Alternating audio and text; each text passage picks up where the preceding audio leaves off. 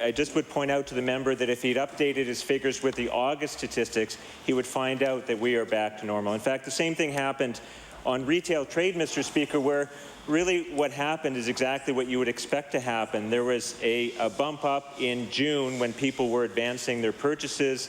There was a drop in July, and I'm happy to say that with the August figures that we are simply back to normal. And so the impact on the economy, Mr. Speaker, has been exactly just normal, and so I certainly don't accept the member's premise.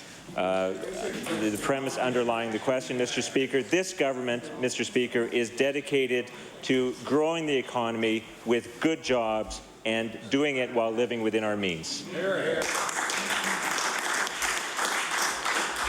The honourable member for Inverness on your first supplementary. Mr. Speaker, this increase in the HST by the NDP is taking out $300 million out of the pockets of Nova Scotians. And it's going to result in fewer job opportunities for Nova Scotians because they're living in an overtaxed economy. Mr. Speaker, consumer spending did drop in July, and that's no mystery to us because people, when they see taxes go up, things cost more, and it creates changes in how they spend. It's proof that the NDP are hurting Nova Scotians and damaging our domestic economy.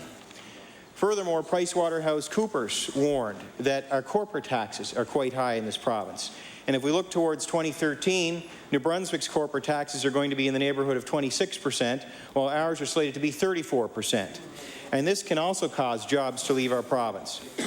So how is the minister going to create jobs in rural Nova Scotia when you cannot manage to contain your costs of your own operations, but instead you choose to pass them on to Nova Scotians through higher taxes and making it harder for the private sector to create jobs for Nova Scotians right across this province? Mr. Speaker. The Honourable Minister of Finance. Mr. Speaker, Nova Scotians want to know that the finances of the provinces are in control and in good hands, and I can assure them, Mr. Speaker, that they are. Now, Mr. Speaker, under that crowd, when they were in government, do you know, Mr. Speaker, do you know that government spending in this province doubled in the 10 years that they were in government, Mr. Speaker? We know that that's not a sustainable path, Mr. Speaker. We know that we're going to get back to balance. We're going to be back to balance in 2013 with a balanced program of increased revenue and expenditure restraint, Mr. Speaker, and growing the economy and creating good jobs.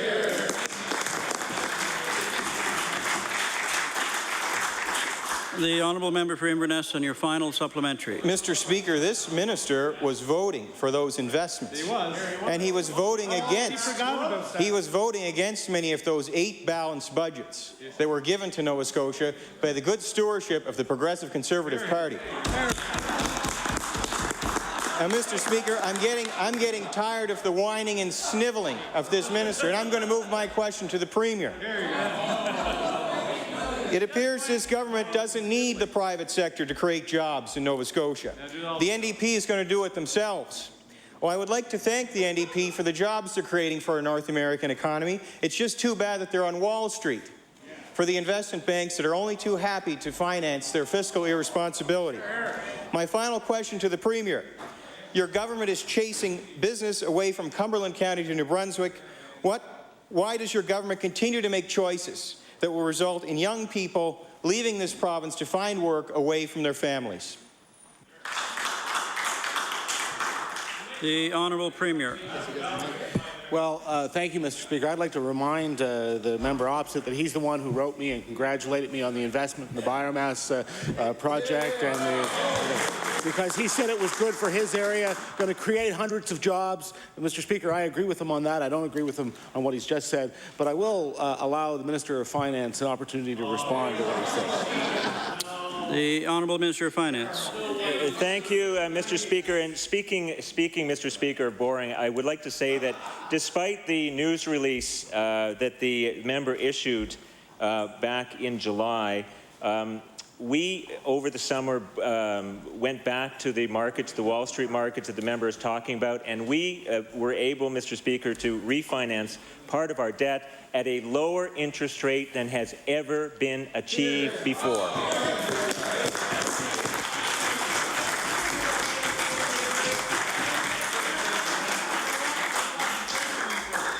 The honourable member for Yarmouth. Mr. Speaker, my question is for the Minister of Economic and Rural Development. Mr. Speaker, in December of last year, the NDP decided to cut the long-standing ferry service from Yarmouth to New England. This was done without public consultation and without providing evidence to the public. In fact, Mr. Speaker, it took half a year after this reckless decision was made and continuous questioning from the Liberal caucus for their own transportation study to be released to the public, which actually supported a ferry service in Yarmouth. My question to the minister is quite simple. Where is the evidence, where is the homework supporting this government's reckless decision to cut the long-standing ferry service between Yarmouth and New England?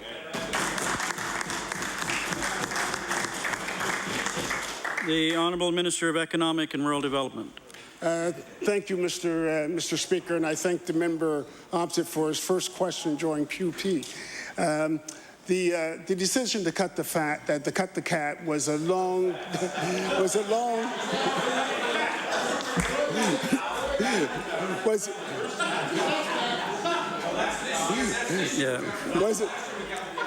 Order, please. The Honourable Minister of Economic and Rural Development. Thank you, Mr. Speaker. The decision was a long process. We spoke with the owner of the Cat Ferry at great length, and with all due respect to the owner, we kept those conversations between us. I'd like to say is that I'm not sure what transportation study that the member opposite is referring to, because certainly the transportation study that I've read, the one that was headed by ACOA and that was released on ACOA's timelines, was one that supported the decision that the ferry certainly wasn't sustainable, and it just made good business sense. It just made good business sense, Mr. Speaker. The Honourable Member for Yarmouth on your first supplementary. Mr. Speaker, since this minister and this government is unable to provide any sort of analysis or evidence supporting this decision, I would like to share some cost-benefit analysis that has recently come out. Spencer Consulting has recently determined that the government made the wrong decision for the people of Yarmouth and for the people of Nova Scotia. They have determined that, quote, an annual investment of $6 million generates over $22 million of revenue to the residents of Nova Scotia, end quote. They continue to state that, quote, this investment exceeds typical standards in the private sector, end quote. They conclude that, quote, the Yarmouth to Maine ferry service performs with strong financial indicators, and the financing of the ferry service for the 2010 year was the more publicly beneficial strategy, end quote. Mr. Speaker, will the minister publicly admit to the people of Yarmouth and the people of Nova Scotia that he and his government made the wrong decision in choosing to cut the ferry service, especially with no economic development plan for the region?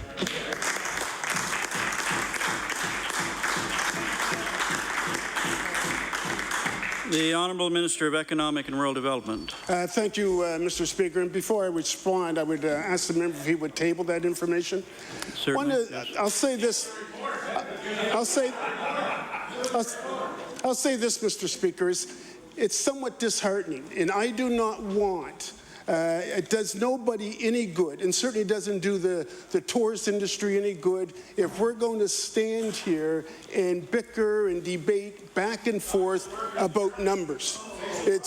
Numbers can do just about anything that you want them to do. And so I think it's a disservice and an injustice to the people in Yarmouth for us to be debating numbers. I think what you should know, Mr. Speaker, is that $400,000 through Team Southwest was invested in Yarmouth, and what the people in Yarmouth are doing, they want to get on with their lives, Mr. Speaker. What we are doing now, what we are doing, Mr. Speaker, we are advertising Yarmouth as a destination. We want to attract people to Yarmouth, and we are doing this with a group from Yarmouth comprised of people from federal government and the province of Nova Scotia. Thank you. I'll return now to the Honourable Member for Yarmouth on your final supplementary. What does the tourism industry no good in Nova Scotia is making decisions without evidence and making decisions that hurt that industry. Mr. Speaker, Rod Hotels and Resorts, owners of the two largest hotels in Yarmouth, lost over $745,000 in revenue from 2009 to 2010 as a result of this government's reckless decision to cut the ferry. They will not be able to sustain another season like this, putting the jobs of the 150 people that they employ in jeopardy. This, Mr. Speaker, is a result of this government's recklessness. Tourism in Yarmouth has suffered this year. The economy in Yarmouth has suffered this year. The government has forced residents of the province to forfeit over $22 million in revenues. The next tourism season is already in jeopardy, and in addition to the immediate loss of jobs, this government has put other businesses and families at risk. My question to the minister is this: will the minister help our community secure a ferry service for 2011 in order to save our tourism industry and support those other businesses and people that have been affected by this government's rash decision?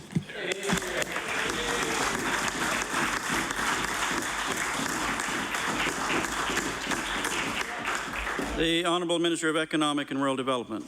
Thank you, Mr. Speaker. It is disappointing that a new member in the House can learn the rhetoric so quickly.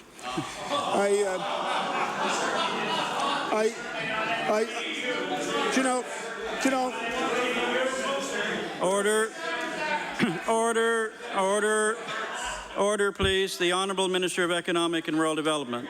Yeah. Mr. Speaker, this is a government that doesn't speculate. What we do is we plan for the future. For the first time in 2 decades, we've got a government that actually not only does it have a strategy, but actually has a plan. And what's more important, Mr. Speaker, it has an implementation plan, how we are going to implement things.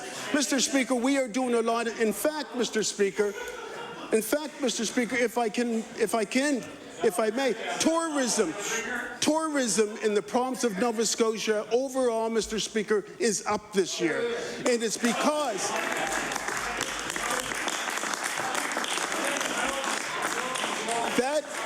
that is a result of the Department of Tourism working with the sector and the stakeholders to make tourism what it is.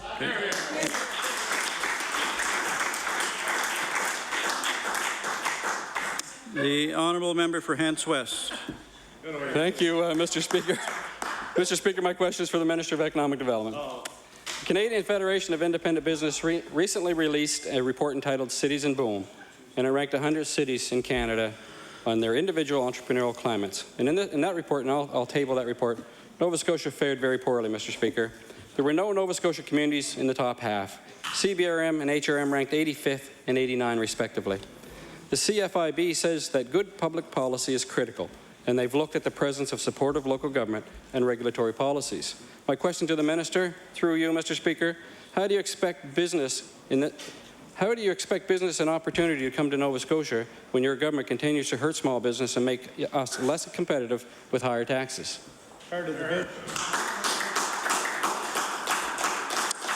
The Honourable Minister of Economic and Rural Development. Thank you, Mr. Speaker. And I just recently, in the last 2 weeks, met with the Canadian Federation of Independent Business. And with respect to that statistic, Mr. Speaker, I will say this. That is something this government inherited. And Mr. Speaker, I will add that the Canadian Federation of Independent Business agreed with us that we are on a good track. The Honourable Member for Hants West on your first supplementary. Well, thank you, Mr. Speaker, and that's interesting because the report's clear and the sign points that Nova Scotia is moving definitely in the wrong direction. And they've had a year and a half to think about this and have done nothing, Mr. Speaker. My first supplementary to the minister, when will your government finally take the advice of the small business owners across Nova Scotia, create a competitive tax structure and provide real opportunities for small business owners in this province? The Honourable Minister of Economic and Rural Development. Thank you. Thank you, Mr. Speaker. Mr. Speaker, for the first time in 20 years, this government will be boasting very, very shortly a plan of both jobs here in Nova Scotia and how we are going to grow the economy. This will be a strategy, Mr. Speaker, that will not end up on a shelf somewhere, because this plan will have ways on how to implement it, and it will be implemented, Mr. Speaker.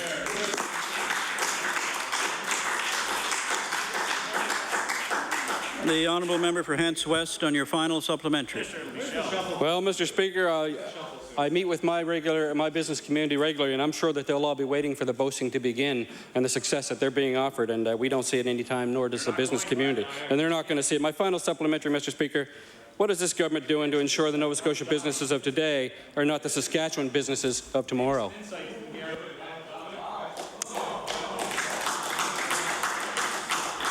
The Honourable Minister of Economic and Rural Development. Thank you, Mr. Speaker. You know, Mr. Speaker, for the first time in 20 years, we have a government that can boast about reducing the tax to businesses in the province of Nova Scotia.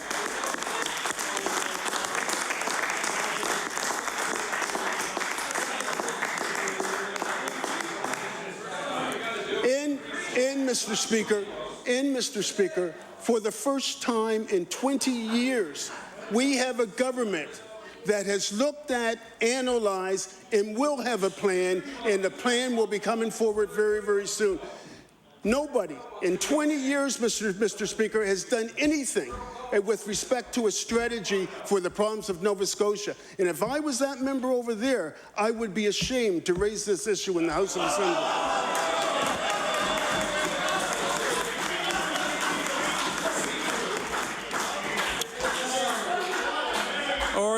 Order, please. Order. The honourable member for Kings West. Thank you, Mr. Speaker. Mr. Speaker, my question is for the Minister of Finance. Mr. Speaker, in his recent submission to the Premier, The Way Ahead for Nova Scotia, Donald Savoy writes, quote, "I have long believed that a competitive tax regime is a powerful economic development instrument. Nova Scotia's tax structure is not competitive. And it became even less competitive in July when the NDP hiked the HST. Mr. Speaker, would the Minister please explain why he halted the review of our provincial taxes, which was started in the spring of 2008? The Honourable Minister of Finance. Mr. Speaker, this is an old question. I'll give the same answer the question member raised. When I came into office as Minister of Finance, there was no tax review underway, Mr. Speaker. It was an absolute dead stop. It is this government that has restarted it, Mr. Speaker.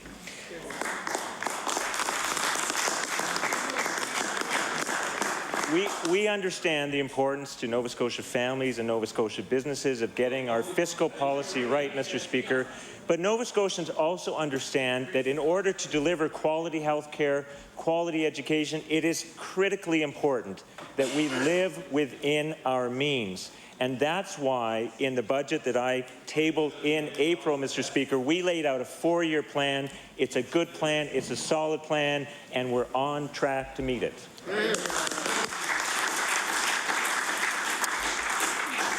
The honourable member for Kings West on your first supplementary. Thank you, Mr. Speaker. I know Nova Scotians are waiting to engage in further consultations, not just an internal review. Mr. Speaker, it is true that the previous Conservative government spent heavily due to extra offshore revenues. But since taking office, the NDP has made those years seem like they were golden years. The minister has increased the debt by nearly $1.7 billion in his first 2 budgets in 1 year. This minister has decided to punish businesses and consumers by making every transaction more expensive. Nova Scotians are sick and tired of listening to the NDP's excuses for why they can't get the job done. Mr. Speaker, will the minister explain why he and his NDP government are intent on driving young people, businesses and families across the border and into other provinces to find a place to live and work? The Honourable Minister of Finance. Thank you, Mr. Speaker. Mr. Speaker, we understand that Nova Scotians want their government to have solid finances in order that we can deliver quality health care, quality education, the services that people expect and need from their government, Mr. Speaker. But we reject the Liberal and Conservative heritage in this province of spending far beyond our means, Mr. Speaker. Who do they think they're kidding, Mr. Speaker? Mr. Speaker, the day that I walked into office as Minister of Finance, this province had a $13 billion debt run up by Liberals and Conservatives.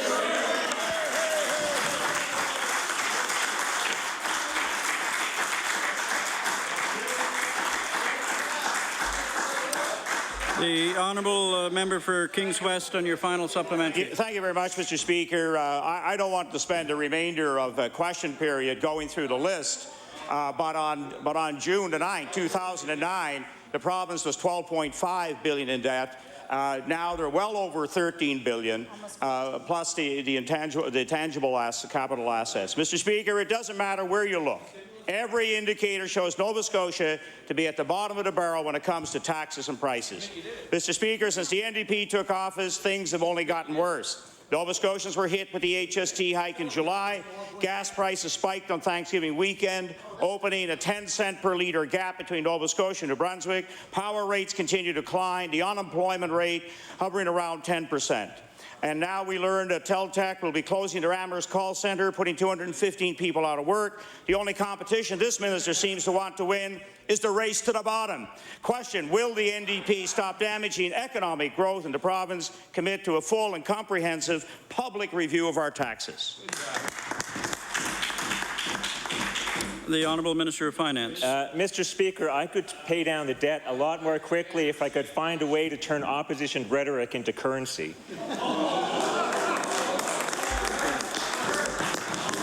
Mr. Speaker, as the member is well aware, a very significant part of the budget last year and this year was stimulus spending, Mr. Speaker, and my understanding up until today was that stimulus spending was supported by all parties in the House, but apparently the opposition is against it.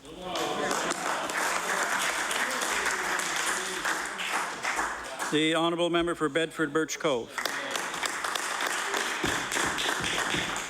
Mr. Speaker, my question is for the Minister of Education.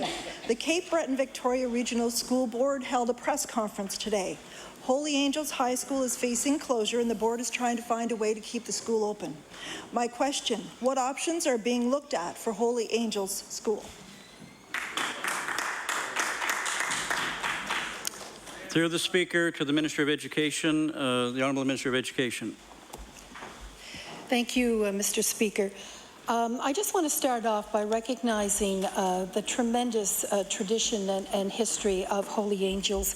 I had the opportunity early this year to visit the school and met with representatives of the staff and the school board, as well as the student body and the parent association. And, you know, certainly our government recognizes the role that facility and institution has played in the lives of many women in this province.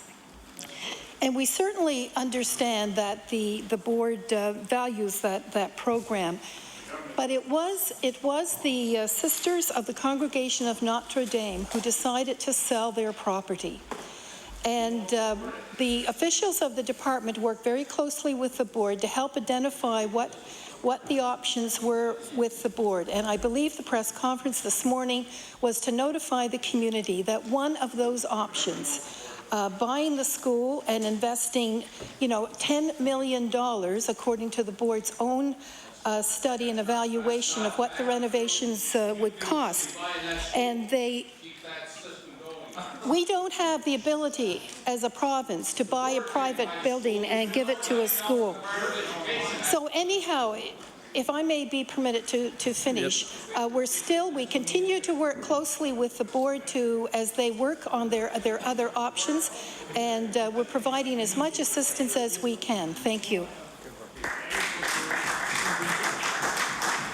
The honourable member for Bedford Birch Cove on your first supplementary. Thank you, Mr. Speaker. The board is working hard to find solutions, but apparently the Department of Education is not helping them. Students and parents are left wondering what's going to happen should the school close. In fact, the school could close at the end of this academic year, leaving parents little time to plan. So my question is, does the Department of Education have a plan to make sure the education of these students will not be disrupted? The Honourable Minister of Education. Thank you, Mr. Speaker.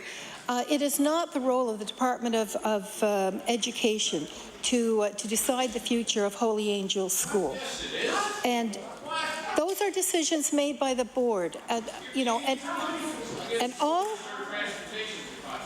Order. The Honourable Minister of Education has the floor. It's certainly our understanding that there are several other options that the board are considering, and we're not going to be making the decision for the board. We will assist them in researching them and making the best possible use of public money for all students in that school board. Thank you. The Honourable Member for Bedford Birch Cove on your final supplementary. Thank you, Mr. Speaker. So we still haven't heard what the options are, and what we don't know is whether this minister is going to make it clear whether she supports Holy Angels' current mandate. Will this department continue to support Holy Angels as a female high school, and what are the options?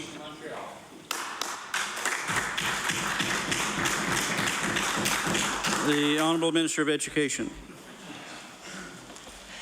Those are questions that you should be putting to the school board. They have the responsibility to make those decisions. I understand that they have set up a committee that is meeting and working on identifying the options and what the cost might be, and will be bringing that report back to the school board. Certainly, from a provincial point of view, our first priority must be due diligence, and the reason that we don't have the authority to buy a private building, but secondly, we don't think it's a good investment of public money to pour $10 million into a building that is over 50 years old. But we will support the school board in looking at other options. Thank you. Good. The Honourable Member for Cape Breton West. Thank you, Mr. Speaker. Mr. Speaker, my question through you is to the Premier. Mr. Premier, you're likely aware of the immense controversy and anger created by your government over plans for a new forestry strategy for Nova Scotia. Forestry being the largest single economic driver in Nova Scotia's economy. Our caucus has met with numerous groups this summer, and I know the letters flowing into your office have been above average. My question to you, Mr. Premier, is simply this. Will you explain to us and all Nova Scotians what a clear cut is here in this province?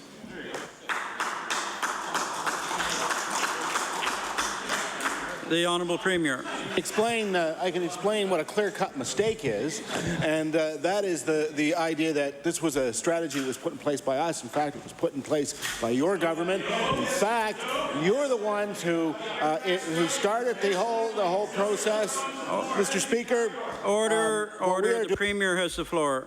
The Honourable Premier. What we are doing, Mr. Speaker, is taking the opportunity to meet with stakeholders who are interested in ensuring that there is a good strategy, a good natural resources strategy for the forests of this province. We intend to complete that process. The minister is fully engaged, not just with the stakeholders from the forest industries, but also with those who are recreational users. So, Mr. Speaker, we intend to make sure that we have a policy that makes sense for the forests of Nova Scotia, that makes sure that the resource is available for generations to come, and to ensure that we have a sustainable forest and a sustainable industry, Mr. Speaker, in this province. The Honourable Member for Cape Breton West. Order. The time for oral question period is over for today. Okay. The Honourable Member for Dartmouth East. Mr. Speaker, just rise on a point of order. It seems that at the beginning of each session of the legislature, we have to ask you to review the length of questions. And I know with the legislature not having been called back for so long and sitting so few days this fall, the ministers are eager and probably have so much to say because they haven't had time to be in question period. But I might ask that you look at the length of the answers. It seems that we didn't get through nearly as many questions as we have in previous sessions. Thank you very much. Not a point of order, but I'll recognize the Honourable Government House Leader first. Thank you, Mr. Speaker. I was rather impressed by the ability of these ministers to answer those questions since they were so mundane. But, Mr. Speaker, I digress. Mr. Speaker, could you please call, address and reply from the speech from the throne? Before I do that, I'll just reply that we did have 12 questions today under question period. We normally have about 13, so we're slightly under. So yes, I will have a look at it, and perhaps we can both be briefer a bit more on both sides of the House. The Government House Leader has called for address in reply to speech from the throne. I believe the last speaker was up on this, if my memory serves me correct, was from the Liberal caucus. So the Progressive Conservative Party is choosing not to, so I'll recognize the honourable member from Sackville-Cobequid. Thank you. Thank you, Mr. Speaker.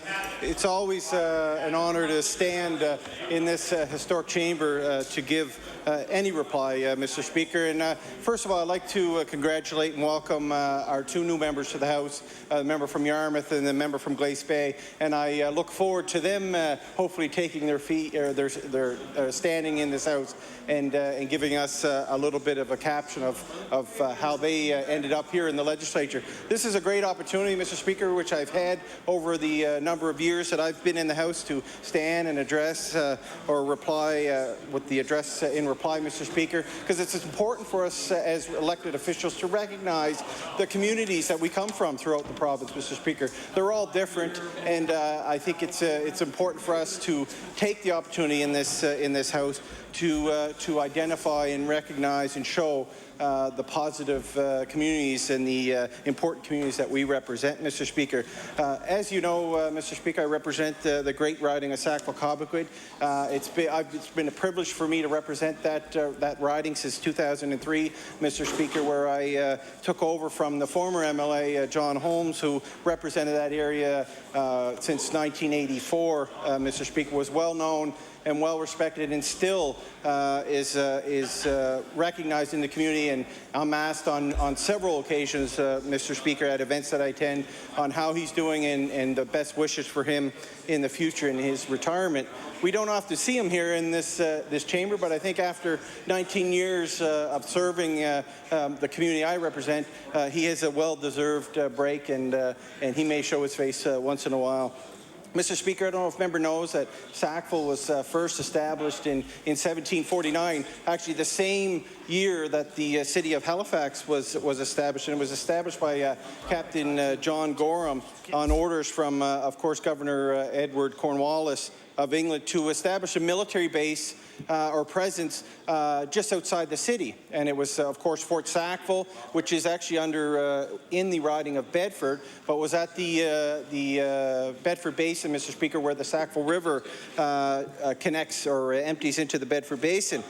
But along that route, Mr. Speaker, along from Halifax to the Bedford Basin and into Sackville was what was called the Great Road, which ended up down in the Minas Basin, Mr. Speaker. That's one of the areas where there was a lot of transport at the time, and the need to have these rest stops along the way was important for mail and for the residents of the province, Mr. Speaker. So there was many founding families that chose Sackville to be the community where they brought up their family, Mr. Speaker, and grew the province as we know it. And one of the first things you were welcomed with when you enter the community of Lower Sackville, Mr. Speaker, if you're coming from Halifax, is the Foltz House Museum, which is right at the start of the community of Sackville, Mr. Speaker. That house was built by Mary and Bennett Foltz many years ago, Mr. Speaker. Speaker, recognized the need to have an inn there, which was called the Fultz Inn, and also their son contributed to the economy of the area, who was I believe, Herman Fultz, who was a well-known blacksmith here in Halifax, Mr. Speaker, and he built the blacksmith shop on the property of the Fultz House, and it's there currently, Mr. Speaker, with much restoration over the years. But the Fultz House or Fultz Corner Restoration Society has been working extremely hard over the years, Mr. Speaker, to ensure that the history of our community is preserved and is there for not only the general public, but for the residents, Mr. Speaker, and it's a great area to go and learn about the history, Mr. Speaker. I want to congratulate the Fultz House Restoration Society, Mr. Speaker, because this year they have an annual heritage dinner, and every year they have a theme to those dinners, which they recognize a group, an organization, or an event in our province, not only just in our community but in the province. And this year they took the opportunity to recognize the centennial of the Navy, Mr. Speaker, the 100th anniversary of the Navy here in our province. And it was a great opportunity. It's one of the most attended events in the community, held at the Royal Canadian Legion, Mr. Speaker. And they took the time to ensure that we had some old artifacts from the Navy at the dinner, and I was pleased to have my colleagues with me attending that. We had the member from Hemis Plains, Upper Sackville. We had the member from Waverly Fall River Beaverbank. And we also had the Premier who attended that event this year, Mr. Speaker. It was well received in the community, and I want to commend those individuals with the Fultz House Museum, Mr. Speaker, including Wilma Treen, who works tirelessly over the years to continue to improve the grounds at the Fultz House and give some direction. Sure. I know she's always said that she wants to retire, but as many of us know in our communities, when we have volunteers in these positions, it's hard for them to let that go, but also it's hard to recruit new volunteers into organizations, and of course this one is no different than other ones. But they do many things throughout the year to recognize events in our community, recognize events in our province, Mr. Speaker. On every July 1st, they have a great affirmation of being a Canadian ceremony, Mr. Speaker. They have a great baked bean dinner, so it's well attended, and it's much appreciated by all the residents in the community to be able to go to this location, which is such an important part of our history, and experience how our community has grown over the years, Mr. Speaker. One of the things in my community, like many, we have so many great organizations and groups that contribute so much to the success of the community, Mr. Speaker. I mentioned the Fultz House Restoration Society, Mr. Speaker. Another one is, of course, the Legion, the Royal Canadian Legion. We have Royal Canadian Legion Calais Branch 162 in my community, and I believe, if I'm not mistaken, I believe it's one of the most successful but the largest membership of a Royal Canadian Legion in the province. Well over 1,400, I believe, members in that Legion, Mr. Speaker. So they do an amazing amount of work, and I'm very proud to be a member of that Legion since I was allowed to join at the age of 19, Mr. Speaker. So I'm very privileged to be a member of that Legion, and I know that the hard work that they do throughout the year, and not only supporting the veterans in our community, Mr. Speaker, but they support many other individuals along with those veterans, seniors in our community, Mr. Speaker. They support youth initiatives, Mr. Speaker, in our community that give an opportunity for the youth in Sackville to be able to participate in organizations, one like the National Legion Track and Field Championships, Mr. Speaker, that's held throughout the country, and it's similar to the Canada Games, but it's a little bit lower than that, Mr. Speaker, and it targets a younger group. And these individuals meet, I believe they're from age 12 to 16 across the country, where not only do they compete against each other, but they have great sessions on team building and really that sense of connecting with other youth across the country, Mr. Speaker. And the Legion in Sackville has been a very good supporter of that organization. And I know over the years they've been working hard to try to entice the opportunity to have that national meet held here in Nova Scotia, and we'd love to have it held in Lower Sackville. But we're working on some of the issues around, of course, facilities and how big this event is, Mr. Speaker. And I know people like Jack Hatchard, who's worked tirelessly for that cause, who's a Legion member, knows firsthand how important this meet is to the young people in our community. So the Legion, is such an important part of our community, Mr. Speaker. As I said, they not only address. Order, please. There's a little bit too much chatter in the chamber, and I'd ask members if they have private conversations, perhaps to take it outside the chamber and to allow the member to be heard and to speak freely. So the honourable member for Sackville-Cobequid. Thank you, Mr. Speaker. So they touch not only the veterans of our community, but a whole range of individuals in our community with a positive note, Mr. Speaker.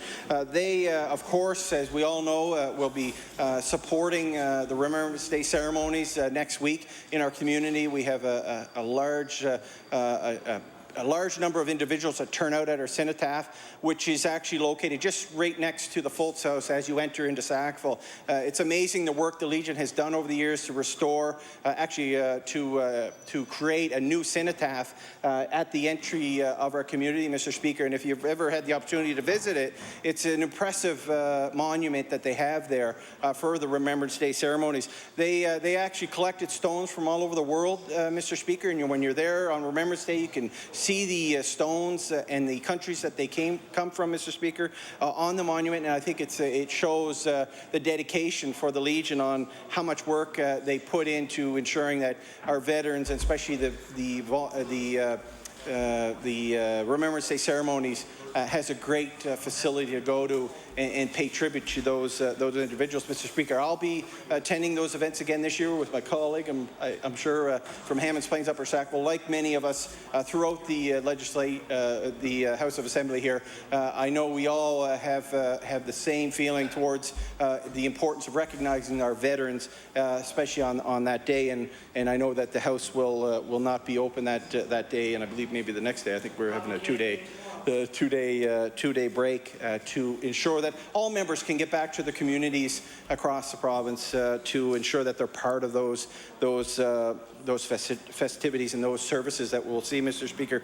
Other groups in my community, Mr. Speaker, that are important and played an important role in supporting individuals in our community, delivering services, Mr. Speaker, to residents in my community are the service clubs, Mr. Speaker. I'm very fortunate, and our community is very fortunate to have the Lions Club, for example, Mr. Speaker, and the Lioness Club that is located in Sackville, and we also have the Kinsman Club and the Connect Club, Mr. Speaker, in our community. So we're fortunate, and the residents are fortunate to have these organizations to go to and seek that support that they need. These both these service clubs, it's amazing the amount of money that they raise since they've been in our community, Mr. Speaker, and the contribution that they give not only to the Cobequid Centre, but to youth groups, but to those individuals who need help in our community, Mr. Speaker. We all know that government can't provide every service to every resident and every community member, and without these organizations, I believe our communities wouldn't be as successful, and our residents wouldn't be as helpful, or wouldn't have the opportunity to be helped like they do today because of these groups, Mr. Speaker. The Lions Club just celebrated their 40th anniversary of their charter just recently, and within the last 6 months. I can't remember the exact day, Mr. Speaker. So I want to congratulate them. Many of the charter members were there in attendance. Of course, Many of them have passed on and were well recognized at that event, Mr. Speaker, and I was pleased to see the Minister of Transportation Infrastructure Renewal attend that. As everybody knows, he's a Lions member from St. Margaret's Bay, so I was glad to see him, and of course the member from Hammonds Plains up of Sackville was there also with us. The Lions Club, as I said, they have many members, and they too are trying to attract new volunteers, new individuals, especially younger people, to join their club, Mr. Speaker, and continue the long history that the Lions Club has had in our community, Mr. Speaker. Along with the Lions Club, as I mentioned, was the Kinsman Club, or the Cadets Club. Current President Alan McKinnon and his members have worked extremely hard to continue to provide for the community. And one of those examples, Mr. Speaker, is that the last 2 years, the Kinsman Club has hosted the Kinsman Bowl, which is a football game between the Sackville High Kingfishers football team and the Lockview High, I think they're called Dragons, if I'm not mistaken, from Fall River. And this year was the second anniversary of that Kinsman Bowl, which they put on a great show, Mr. Speaker. They have entertainment before the game and halftime. They actually had a tribute band for KISS at the event this year, which was amazing. It's nice to see the kids who go to that school how they receive that entertainment, and it was a first-class event that the Kinsmans put on, Mr. Speaker, and they raised the money for bursaries for high school students that they contribute and distribute throughout the community, Mr. Speaker, at the end of the year at the graduation. So I want to applaud Alan McKinnon and his members at the Kinsman Club for continuing to do that and recognizing the need to support our youth, especially in this form of the bursaries that they have, Mr. Speaker. Another organization that has popped up over the last year in our community is the Sackville Community Radio Station. It's been a long time for a few people that thought there was a need and recognized the need to have a community radio station in our community. And it was the work of Owen Davis, who is a longtime member of the community who works hard, and the actual radio station is on his property up in the Sackville Business Park. And that was opened, I believe, in about April, Mr. Speaker. And if you like the classic country, I mean the old stuff that my father enjoyed, you should tune in. I believe it's 106.9, Mr. Speaker. They're working on trying to make sure that they have enough power to get out further, but I find I usually lose it coming across the magazine, and if anything, it's a great opportunity for me to get my kids roused up a little bit when they're driving in the car, because I always put that station on and they just can't believe that people listen to that type of music. But it's a great radio station, and anyways, we won't go there. I'm not dissing old country. I actually enjoy some of it. It's been really good. The old Merle Haggard and George Jones music, Mr. Speaker. They even have kind of what we used to have here on AM radio was Newfie 30.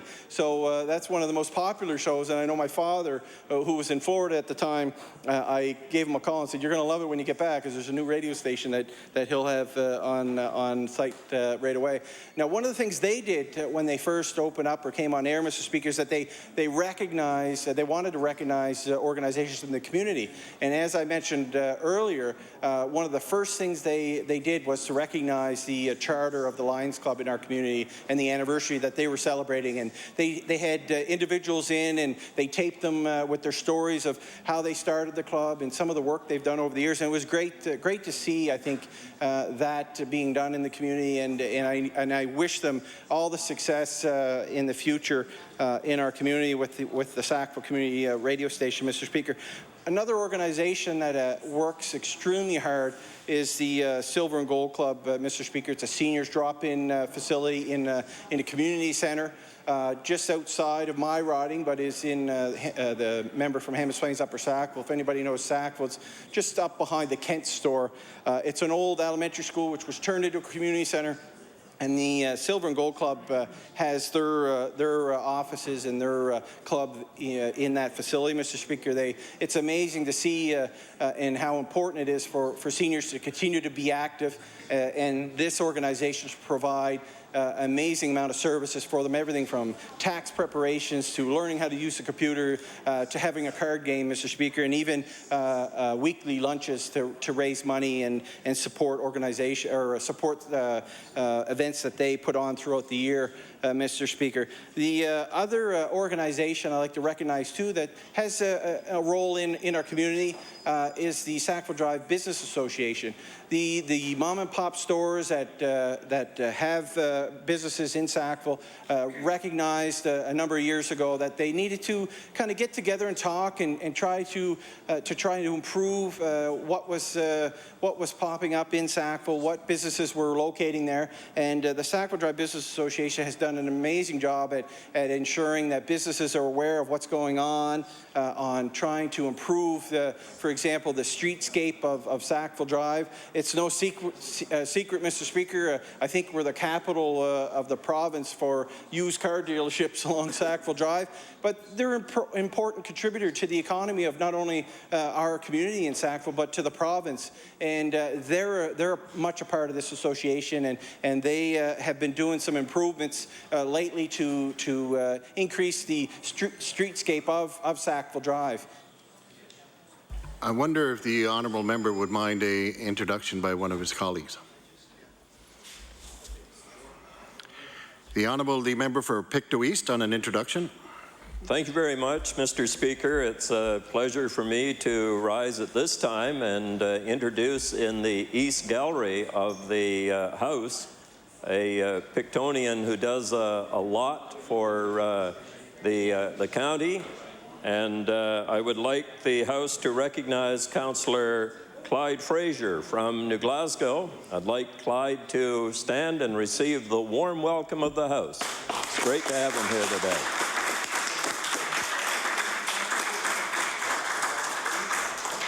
The Honourable Member for Sackville-Cobequid.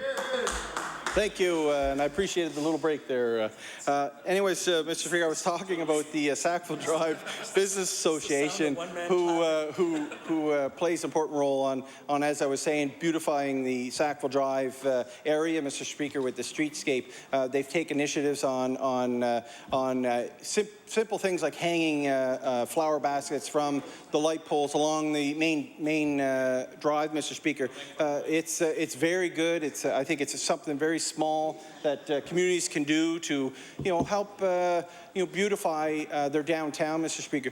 They also play a role recently in a Christmas tree lighting ceremony that we used to have for many years and then kind of went away for a while. So they're part of that, Mr. Speaker, every December where they do a community Christmas tree. Community Christmas tree lighting, Mr. Speaker, and I'm getting heckled by my own members, which isn't good.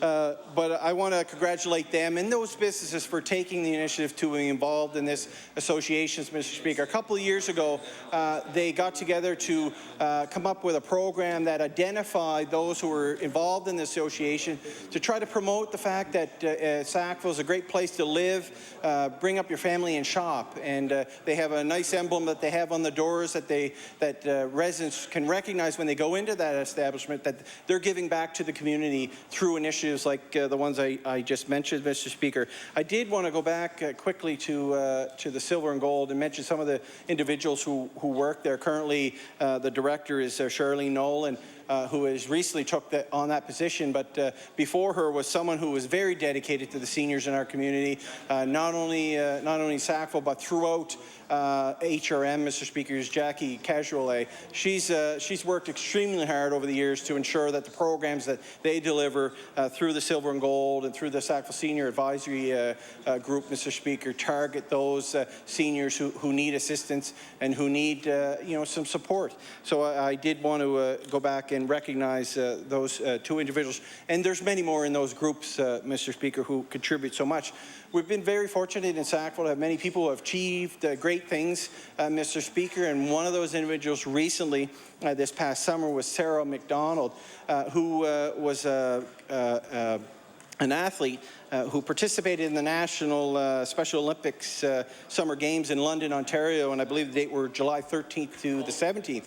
And she was a triple medalist, Mr. Speaker. She won 1 gold and 2 bronze at those games, Mr. Speaker, and that was with the Sackville Aquatics team, Mr. Speaker. I know her family and her neighbors and those living on her street and the community are very proud of her achievements, and it just shows that you know, the Special Olympics is a great opportunity for these individuals to travel across the province and across the country to participate in sport and to recognize how important that is to their lives, Mr. Speaker. We have a great organization with the Special Olympics in Sackville, a great team. Every year they compete throughout the city.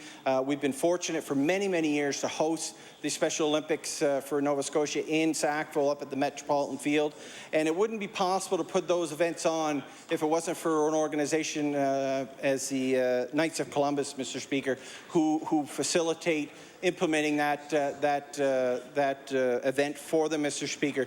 They do a great job, and those Knights of Columbus come from, of course, St. John Vianney and St. Elizabeth Seton, who the Catholic churches in our community, and they draw from volunteers amongst their congregation and others to support Special Olympics. And I think it just shows how important it is that we recognize volunteers in our community who give so much back to individuals in our province, Mr. Speaker. Another interesting fact, Mr. Speaker, is Charles Fenerty, who is one of the founding family names in Sackville, and he was the inventor of the newsprint that was made from wood pulp, Mr. Speaker, when they switched over to have newsprint that was made of wood pulp, which he lived and worked in around Sackville, Mr. Speaker. Another individual that some people in the House may know or may not know is James Shepherd, who plays in the NHL, Mr. Speaker. Grew up in Sackville. He plays for the Minnesota. He's injured right now, but he's been a great ambassador for our community, but our province, Mr. Speaker.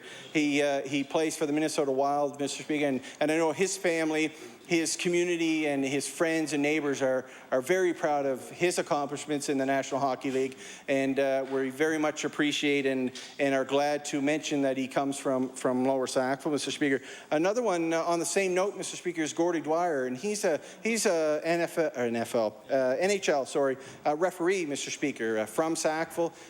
He works mostly in the southern part of the U.S., doing, from Florida over to California. And I had the opportunity last year on a trip that I had to go down to Nashville to be in watching the hockey game. Of course, the Thrashers.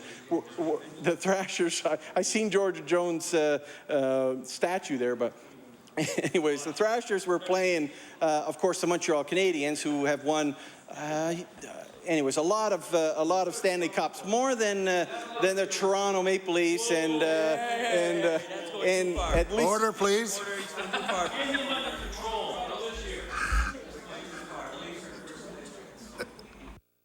The honourable member for Sackville-Cobequid has the floor. Thank you, Mr. Speaker. But all I have to say to those Leaf fans, Mr. Speaker, is that at least the Canadians have won a Stanley Cup since I was born, Mr. Speaker, and the Leafs haven't done that. So that's all I'll say about the Toronto Maple Leafs.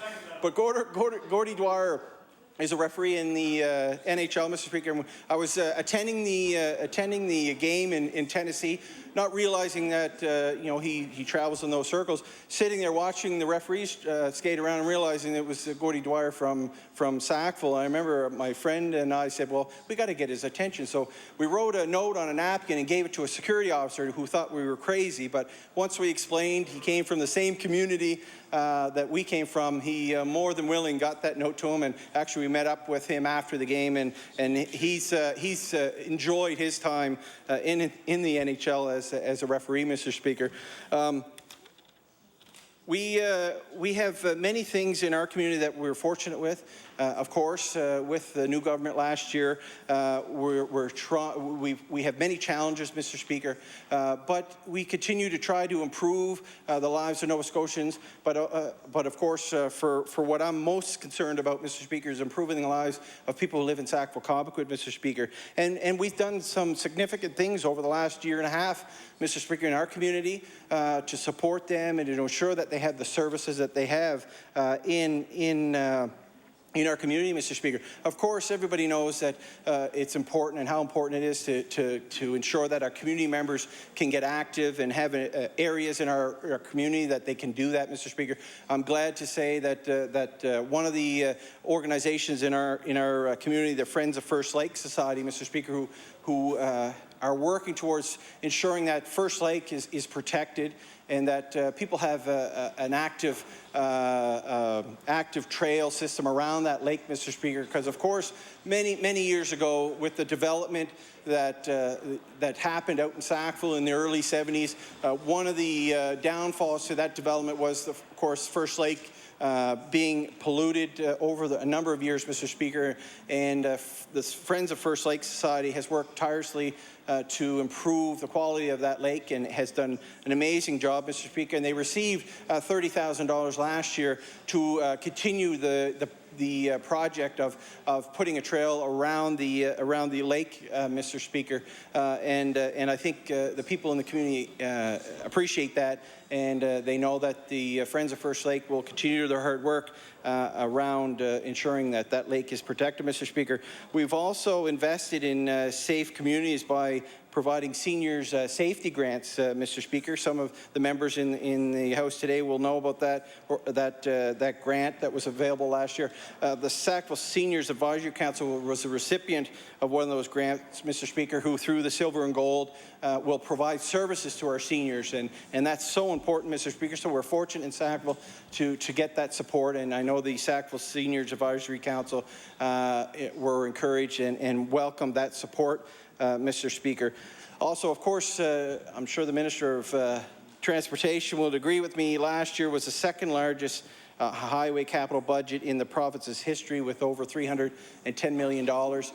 Sackville was able to obtain some of that funds to do an upgrade of the Highway 101, Mr. Speaker, that's between Bedford and the Beaverbank Road exit, Mr. Speaker. That piece of highway is used by, if not thousands, tens of thousands of people every day. We have a mass number of residents in our province who travel from the valley, Windsor, and farther down to come to the city, Mr. Speaker, and they use that fairway and that highway, Mr. Speaker, and of course, not only the residents in my riding use that facility. So we're appreciative of that support, ensuring that our roads are improved and that we have a safe transit system as our 100 series highways, Mr. Speaker.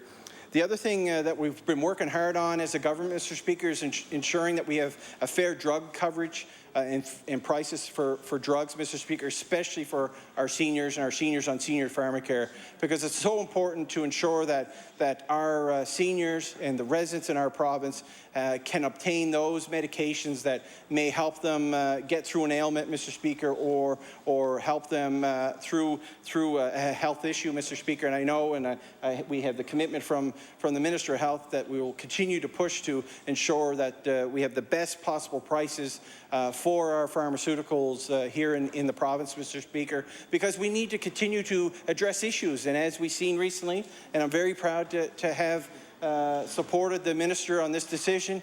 We supported it when we were in opposition to cover, of course, the drug Lucentis, which has been an important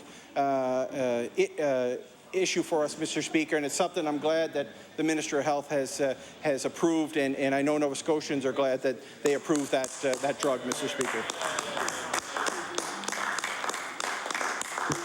So by ensuring we have good and fair prices, we can address the new drug that will be coming down the road, Mr. Speaker, because we all know that things change, pharmaceuticals change, treatments change, Mr. Speaker, and we as a government need to make sure that we can we can act in the best appropriate way, Mr. Speaker, when we're trying to address those issues when they come forward, Mr. Speaker.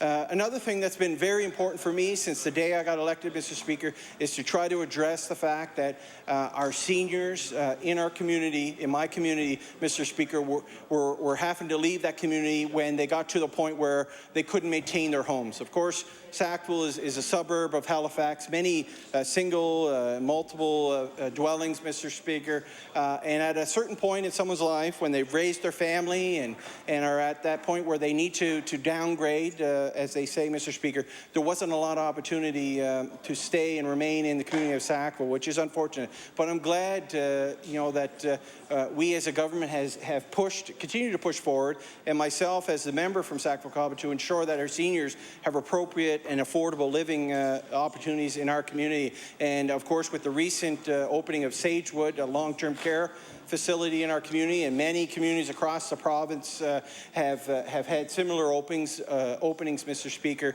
And I know those openings and those facilities definitely were initiated. Some of them were by the former government, but of course, I think all members supported the fact that we needed to address the issue of the number of long-term care facilities in our province.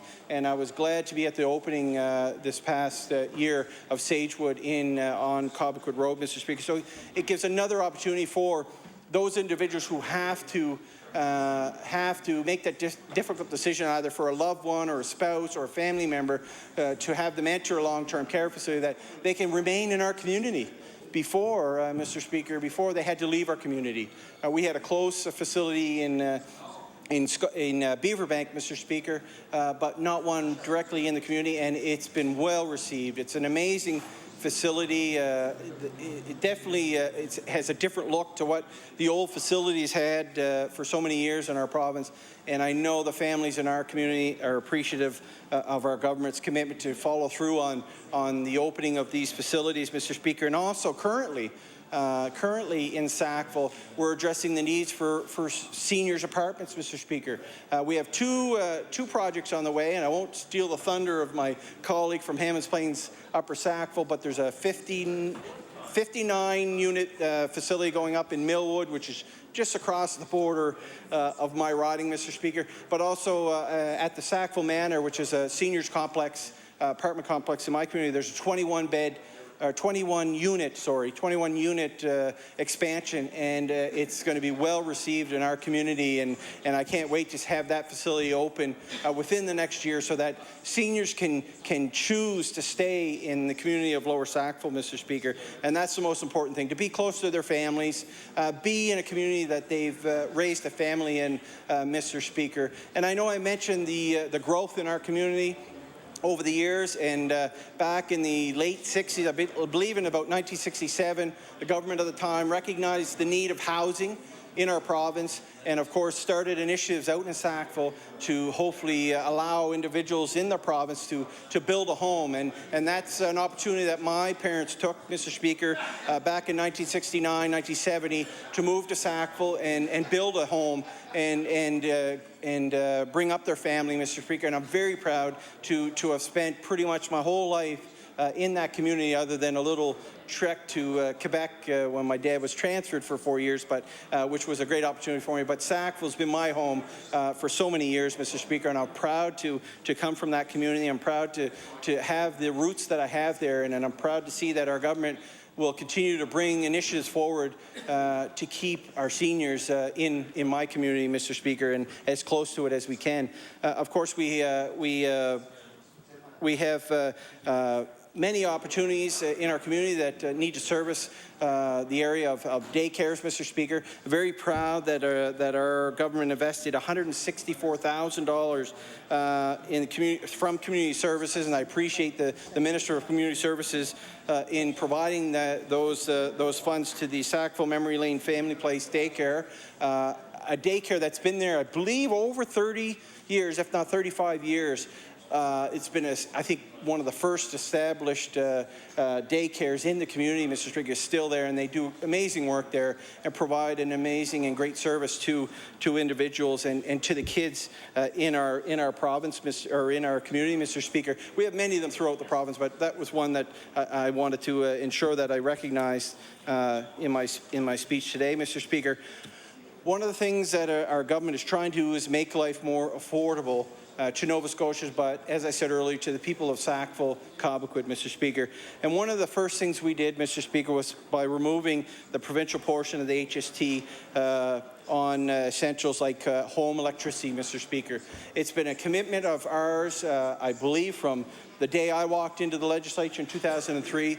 We pushed the former government to address this issue, Mr. Speaker, and I remember even attending meetings in Ottawa with my colleague from Cape Breton Nova in Ottawa, pushing for the federal government to look at doing the same thing, Mr. Speaker. And it's ironic that I think it's well welcome that we see the federal NDP now pushing the current government in the federal government to remove the HST off home electricity. It's an essential in our country, Mr. Speaker, and we all recognize that, and I'm so proud to be part of a government that did that we're committed to that, and I think it's important that Nova Scotians recognize that we need to ensure that essentials like electricity did not have the provincial portion of the HST. We'd more than welcome the federal government to make a decision to take off the federal portion of HST on electricity and home heating, and hopefully our colleagues will send a strong message to the federal government to do that, Mr. Speaker. But we also took the HST off of diapers, children's clothing and shoes, Mr. Speaker, so that we can make life more affordable to those who have a family, Mr. Speaker. We knew that it was important for us to target those individuals to try to make life more affordable for them, Mr. Speaker. And I'm proud to be part of a government that did that, Mr. Speaker. And it's something that we need to continue to look at and work on. And I know and have the confidence that our government will continue to do that, Mr. Speaker. Another thing that I'm very proud of, Mr. Speaker, that our government has done since taking power is helping to cover the travel costs of out of the province medical care, Mr. Speaker. It's important that individuals in our province and people in my community, when they have to and are really forced to go outside the province, Mr. Speaker, because they don't offer it here, that we support them. And I'm glad that through the Department of Health that we're able to do that currently, Mr. Speaker. The other thing that I'm very proud of that our government has achieved, Mr. Speaker, in the province since we've taken over last June, Mr. Speaker, is to increase the funding to women's shelters, Mr. Speaker. The first increase that they had seen in over a decade, Mr. Speaker. I'm very proud to be a part of a caucus, be a part of a government that recognizes the need to help some of our most vulnerable residents, Mr. Speaker, and by increasing the funding to women's shelter, that's exactly what we're going to do, Mr. Speaker. The other thing, we recognize the challenges in our province, Mr. Speaker, and we recognize that decisions we are making are tough ones and that they affect everyday Nova Scotians. That's why we introduced the Affordable Living Tax Credit, Mr. Speaker, for lower income families. This was the right decision for government to make, Mr. Speaker. I'm proud that our government has done that because we have to get back to balance, Mr. Speaker, in order to continue to provide the services that some of the ones that I just mentioned, Mr. Speaker, to not only all Nova Scotians, but for me, for people in my community of Sackville, Cobequid, Mr. Speaker. The other area, Mr. Speaker, that we recognize is trying to make life more affordable is to our seniors. We all know that the demographic shift, Mr. Speaker, in our population is that our population is getting older, Mr. Speaker, and we have to address their needs. We have to address making life more affordable for seniors, Mr. Speaker. That's why that seniors receiving the guaranteed income supplement in our province, Mr. Speaker, will no longer pay the provincial income tax. And I'm proud of that, Mr. Speaker. This will go a long way to help those seniors, Mr. Speaker, those seniors to stay in our communities, Mr. Speaker, and hopefully make life more affordable. I'm glad that the seniors in Sackville will have the opportunity to not only stay in our community, in my community, Mr. Speaker, but that we've helped reduce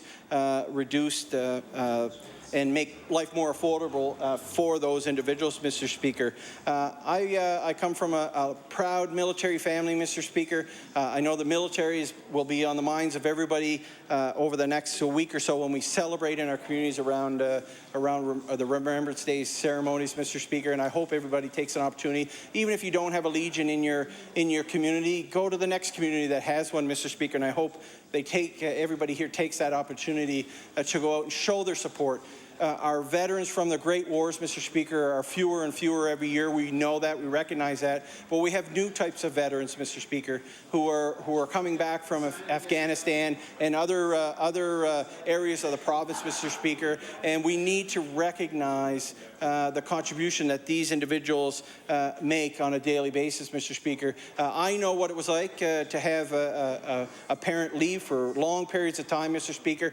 Not as hostile as they are today. Some of the individuals who are leaving our province and our community to serve overseas, Mr. Speaker. But ironically, my father was, as I said earlier, in the Navy, was on the Athabascan during the first Gulf conflict and was sent over to the Gulf of Oman, and I believe they were off the coast there. But it was a lot of pressure on our family, and I can't imagine what current families have to deal with, knowing, especially with the loss of life that we've seen over the last number of years of Canadian soldiers who have served overseas, Mr. Speaker. One of those individuals that I like to recognize and pay tribute to is Corporal Paul Davis, who grew up in Sackville, played minor sports there, hockey.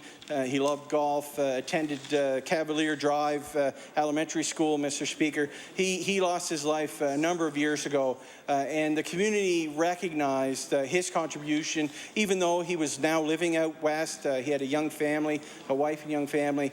The community recognizes his contribution, and one of those organizations is the Sackville Minor Hockey Association, Mr. Speaker.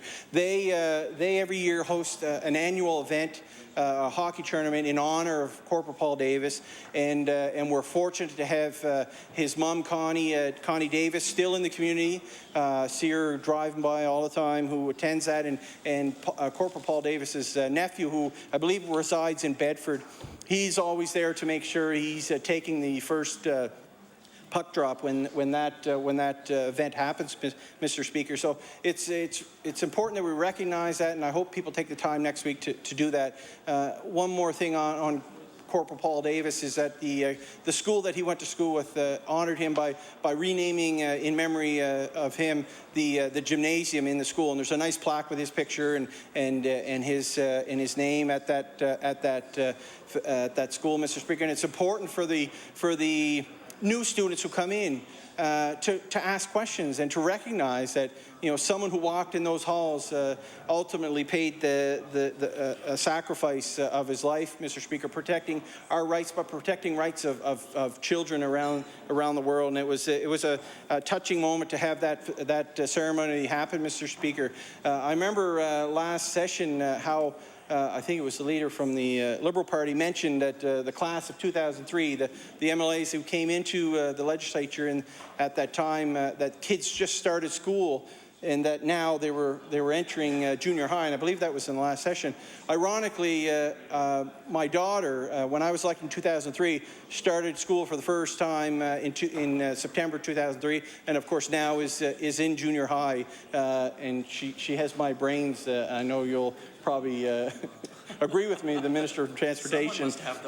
But no, it's amazing to see how time goes by, and that why I brought that up was the importance to ensuring, that our history and that the sacrifices that individuals in our province have made, that's important that the kids in our school recognize and are able to learn about that. That's why our community is such a great community, Mr. Speaker. I'm very proud to have the opportunity to represent Sackville-Cobequid, and I hope, if willing and if allowed, to serve that community for many, many years to come. and I look forward to hearing from our new members of the legislature in the coming days on some of the things that are important to them and their community. So with those few words, Mr. Speaker, I appreciate the time and opportunity to enlighten you about how great the community of Sackville-Cobequid is, Mr. Speaker.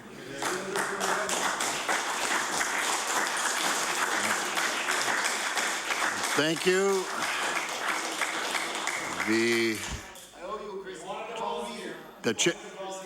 Order, please. The chair recognizes the honourable member for Sydney, Cape Breton North. I guess that's think federal, act locally, Mr. Speaker, and indeed we do that. I do want to thank and congratulate my colleague in the House from Sackville-Cobequid, and I know, like all members of the House, all of us come here with a sincere desire and intent to represent the constituents that give us the honour to come and to take our seats in this legislature, and regardless of our political affiliation. And we're judged by the people, and they give us their report card by virtue of whether we're returned or not, whether governments meet the mustard, or if the time moves on and other ideas come forward. And sometimes what we see, Mr. Speaker, and thus the speech from the throne, is a new government comes in with new ideas. So we think. And come in making promises and commitments, and that's part of the follow-up that we see here in this historic chamber. But I also want to join in welcoming the two new members for the Liberal caucus that have joined us here in the legislature. They fought elections, and I know both in Glace Bay and in Yarmouth, I've had an opportunity to go and campaign for our candidates in those areas. I remember in Yarmouth, knocking on the doors there, how much there was a cordial atmosphere with regards to the candidates.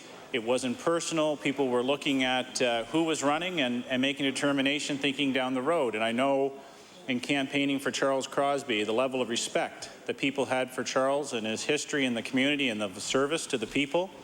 But in the case of the new member, people were looking at a fresh new face that was offering an alternative, and it was in the background of a very difficult race. And I do actually, and any of us do feel for a candidate, and the NDP candidate had a difficult time after the devastation that was inflicted on the community with the pulling out of providing support for the Yarmouth Ferry Service. And as we say, it was devastating to say the least. We've had questions here in the House today that the minister has not answered and has deflected from. And any rhetoric in this chamber doesn't take away the impact on the people. And so a new member comes in and he speaks with passion on behalf of those people, and they will try and offer an alternative no differently than the member for Glace Bay. And I also recall when I was campaigning in Glace Bay for our candidate, Michelle Wheelhouse, a bright, young, articulate woman that was interested in politics from the community and wanted to make a difference. And she went out there and campaigned very hard, and I know the new MLA for Glace Bay did equal, as did the NDP member. And the people have made their choice, and we respect that choice. And they've taken their rightful place here in the legislature and will have their role to fulfill, as we've witnessed in question period today, and I'm sure in the days ahead we'll see that come to bear. But again, I was struck by the cordial and polite actions of the candidates and those constituents and the respect of the various campaigns of one another, and they let the people choose. And now, Mr. Speaker, we just came through a by-election in Cumberland South with the departure of our long-serving colleague, Murray Scott. And Murray set the bar and a standard by which members serve their constituencies, and one that's very difficult to keep up to that pace. However, in the last 30-plus days, our new leader and now the new MLA for Cumberland South has got a glimpse into that in working with them, and will shortly take his rightful place in the chamber and will take his role on as both the MLA for Cumberland South, of which the people have given him a large mandate. And again, what we saw in that particular race was a more aggressive campaigns because, buoyed by and boasted by the wins, the Liberals were very aggressive in wanting to try and grow that number. That didn't occur, and the NDPs were having a very difficult time defending a devastating blow to another rural community in Nova Scotia. And there's nothing about being nice or not, as the member from Halifax Citadel Sable Island would like to say. It's the reality of a promise made and a promise that's not been kept by the NDP. And that's what we've seen as we've heard from the speech from the throne, and I'll get into that over the course of the hour that I've been provided to stand here in my rightful place on the behalf of the people of Cape Breton North. But in Cumberland South, the stakes start to get a bit higher and people look at it.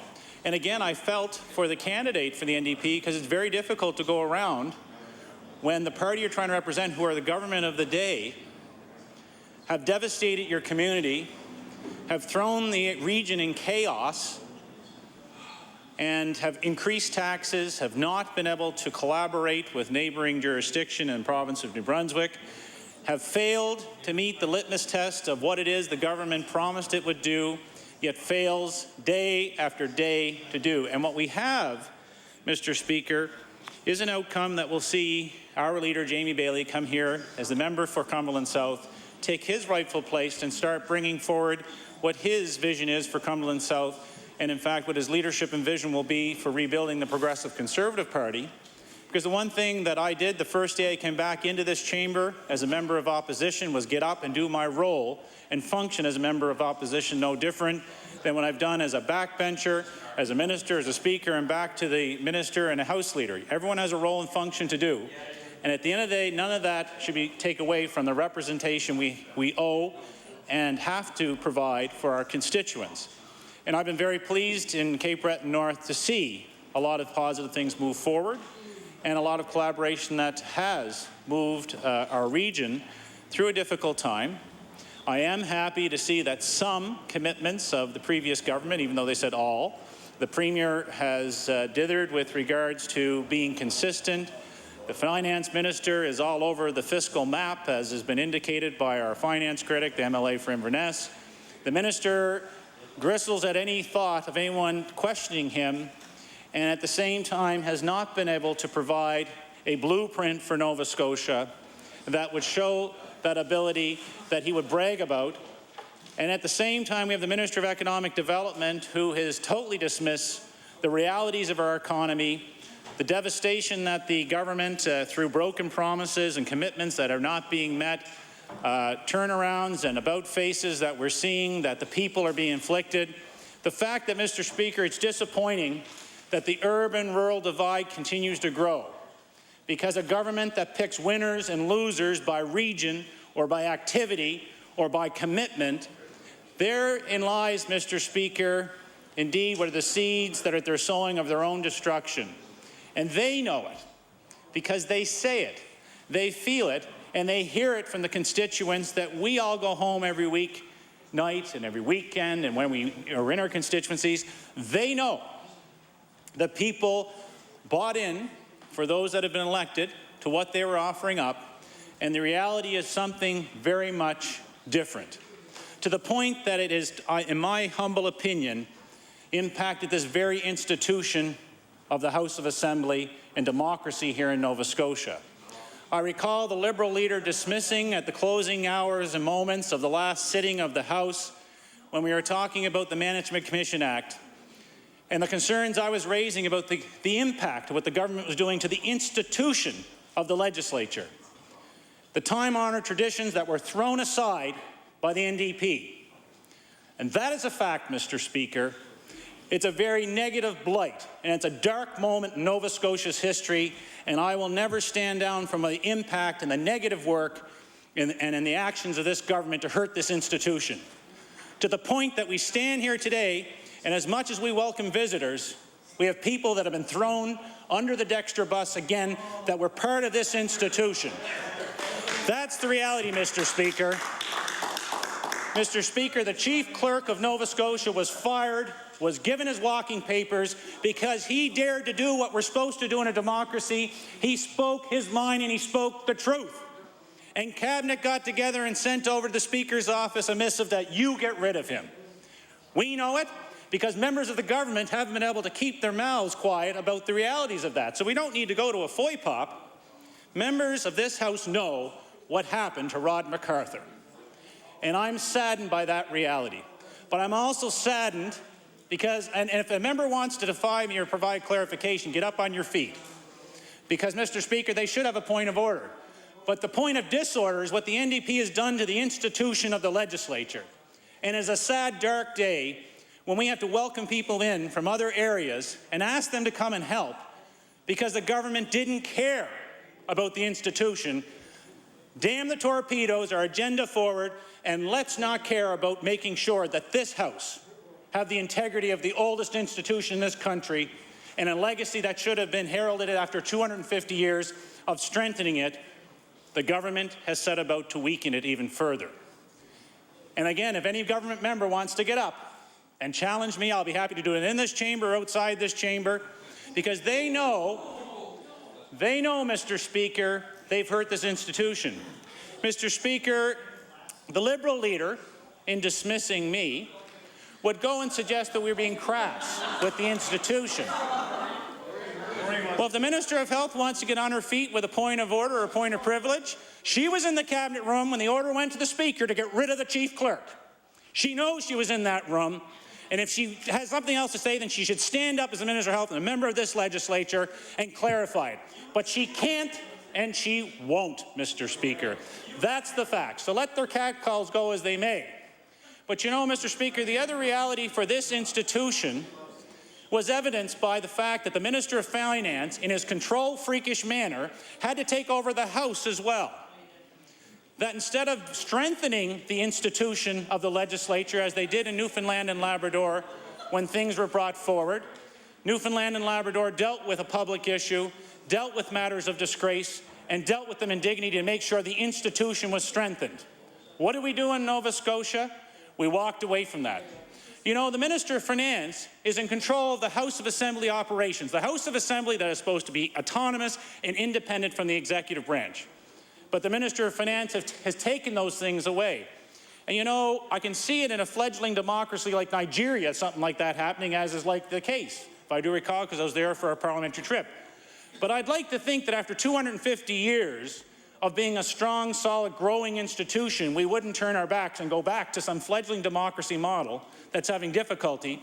But that's what the Minister of Finance has as a comparison in the entire Commonwealth of this world. That's what the Minister of Finance has brought us to. And with this government, in their desperation to control all aspects of this institution that should have the respect of this chamber. We know that that's not the case, and I can tell you, Mr. Speaker, and there's members over there right now that know that in their discussions that is not the case. And they can't hold their heads up high, as much as we should. This institution has not yet to begin to repair the damage that has been done. And that is a reality. And again, if a government member wants to state otherwise and provide those facts, I'd welcome them in this chamber. And I welcome them to be given to the media or anyone else, but there is a reality, and it's a bad reality, and it's a negative one. And indeed, as I said, a blight on this institution. And we have, again, when people speak up, you get rid of them. Throw them to the curb. That's what the government has done, like I said, to our chief clerk. We all know it. You know, you can say he retired, but we all know the background of that. We know the reality of it. And again, the Dexter bus continues to take out individuals without any calculation of cost, both to the people, the stakeholders, or indeed the province and its future. That is what this government is doing. And that is why, Mr. Speaker, in the last 3 by-elections, there have been other outcomes. And outcomes that the government would know. Because I recall a time when during the John Hamm administration, and I was running in a by-election, I know what it's like to have voters upset. And they were upset at that time at John Hamm when I ran that by-election. And I'll tell you, Mr. Speaker, I will tell you that we dealt with the people forthrightly, and 4 consecutive elections, people have saw fit to elect a progressive conservative because we dealt with those things up front. And I'll tell you what we've seen in by-elections now, and as I heard one of the members say, well, how did we do in Glace Bay? Well, how did the NDP do? They don't have the seat. After declaring they would have the seat. After the government, again, that's right.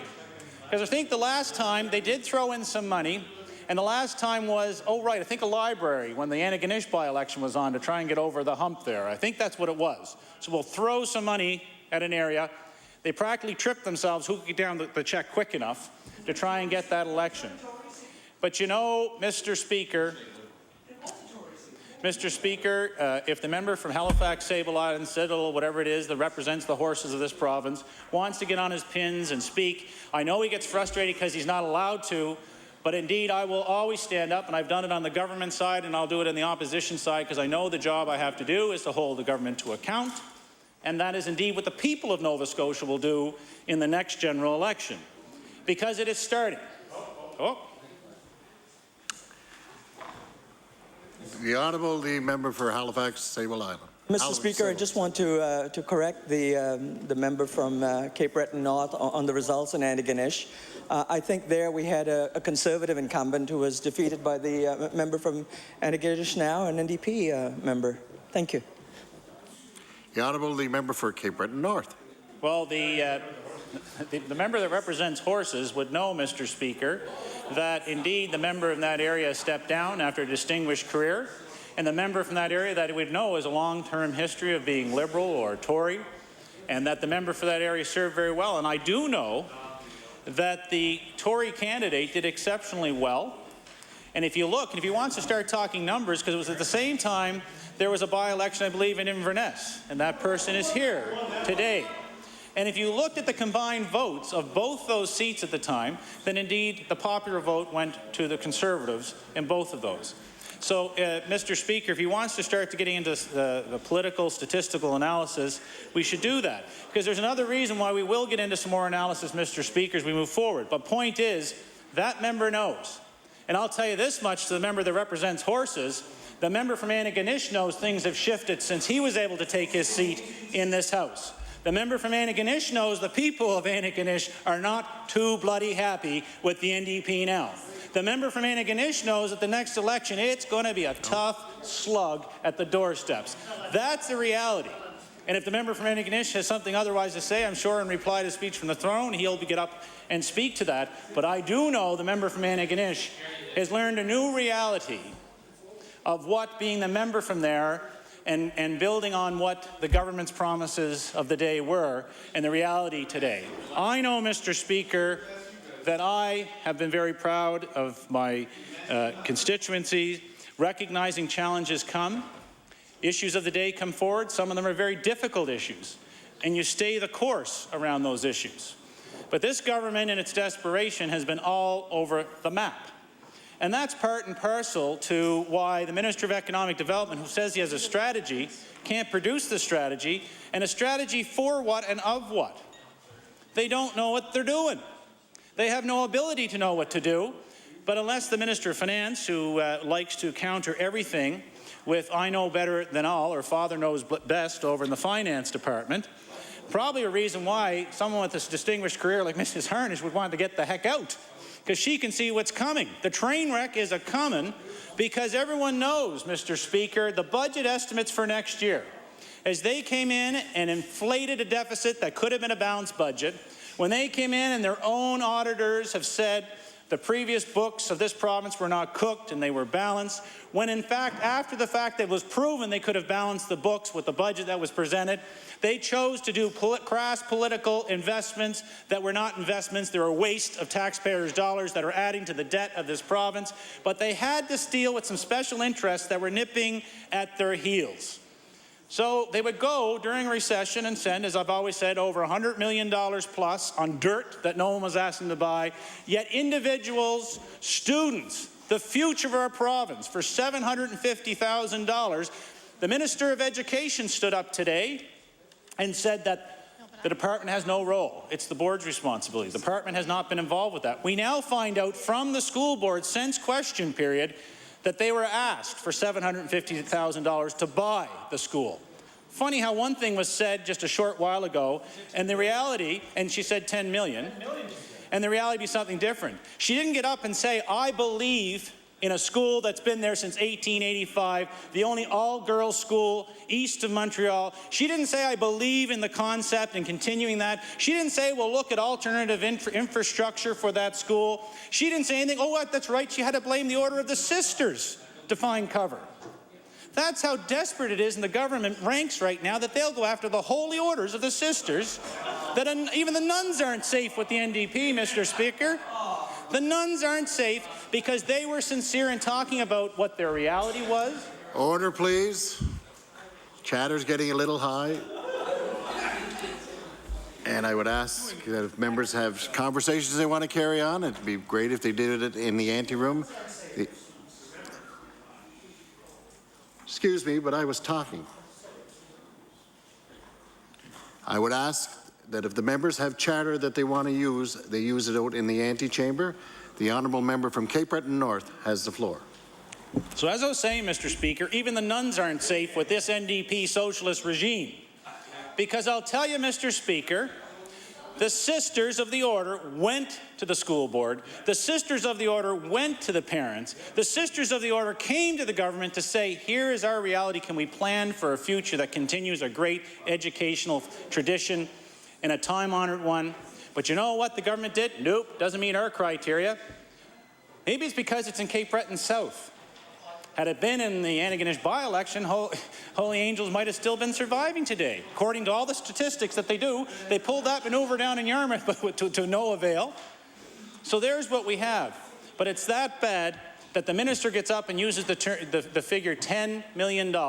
The truth of the matter is the board has confirmed the request was for $750,000. That's much different than what the minister stated, and we'll be looking for clarity from the minister and from this government. But more importantly, the minister would not even commit. Is she committed to those young women, to their families, to their teachers, to the community, that they've had a legacy? But again, that was since 1885, and this institution has been here for 250 years. They didn't care about this institution. And if they don't care for this institution, why the heck would they care for Holy Angels High School? If they don't care of the people of Yarmouth, why the heck would they care about this institution? They don't care about the people up in Spring Hill, so why would they care about this institution? There is a pattern, and as I say, it's a disturbing pattern, and it's a very negative one. And they will pit one region against another in this province, as we've seen. And you know, even on the basis of the Minister of Justice trying to talk about getting a new jail and squirming, the reality is, we could have had that if the Premier did what he said he would do and honor a commitment. And the Premier knows how the people of Cumberland South feel about him and his commitments. But the people of Cumberland North know about the Premier and his commitments. And what's happening is it's spreading out around the province. Well, we know the people were thrown under the Dexter bus in one region of the province to another. And you know, Mr. Speaker, because of the politics that are coming. So they must be like throwing darts at what part of the socialist NDP map can we get a jail in, and they must be doing arm wrestling with the minister to see who gets to win having a jail. But the sad part is, Mr. Speaker, they have hurt what was a strategic direction and plan to deal with some of the pressures we face, what people expected.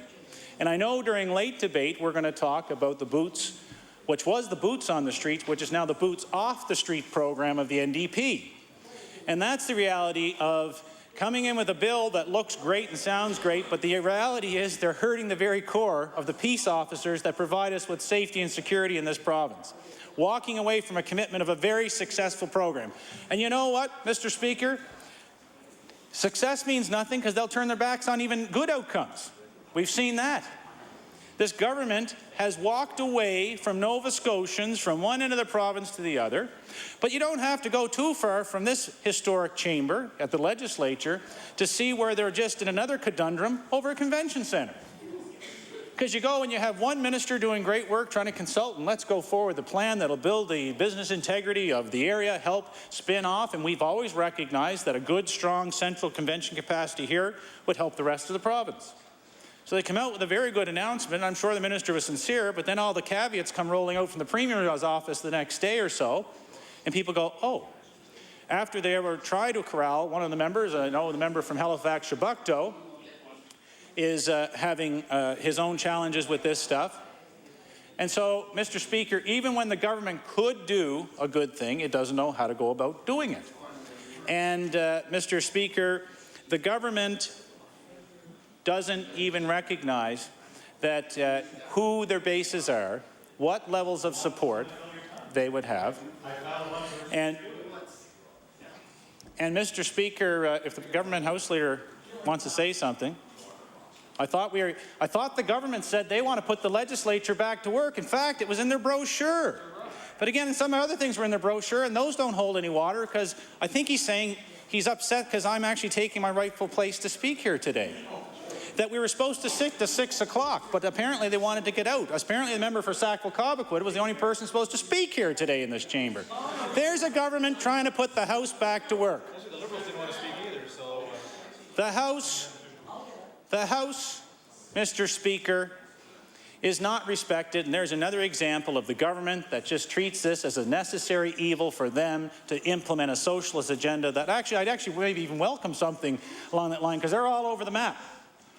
And you can't, and you go, no matter where you go and look at the map of Nova Scotia, you see another example of the NDP hurting and harming working families of Nova Scotia, driving up their taxes, driving out their children, driving away opportunities, all while Mr. Premier is at the Dexter bus running them over and trying to get them. Like I said, he's now gone to a fleet of vehicles around this province. He's gone to the stackable ones now because he can add a few more wheels on it just to capture a few more victims as a result of this socialist government, devastation that they're wreaking havoc across the province of Nova Scotia. And the other thing, Mr. Speaker, when it comes to looking at where we are, because we are talking about reply in response to the speech from the throne. We are talking about Her Honour that came here, and all the language of the speech sounded very, very positive, spoke to a better and stronger Nova Scotia, and now we see a reality that is quite the opposite, because the government has done everything it can to walk away from honouring commitments and deal with the realities that are before this province, all for the sake now of trying to desperately hold on to some level of power. The Minister of Finance, Mr. Speaker, stands here and wants to lecture about past governments. And you know what? He cherry picks, as do any number of people on the front bench, what the issues are. And he likes to talk about what the past government or governments would have done.